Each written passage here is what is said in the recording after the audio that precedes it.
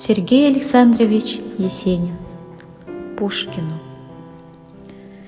Мечтая о могучем даре того, кто русской стал судьбой, стою я на Тверском бульваре, стою и говорю с собой.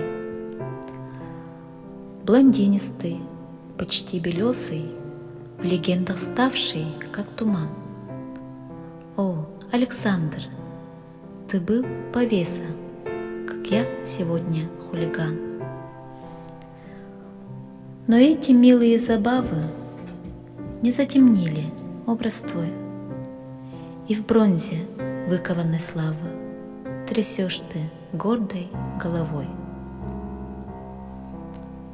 А я стою, как пред причастием, и говорю в ответ тебе: я умер бы сейчас от счастья, сподобленный такой судьбе.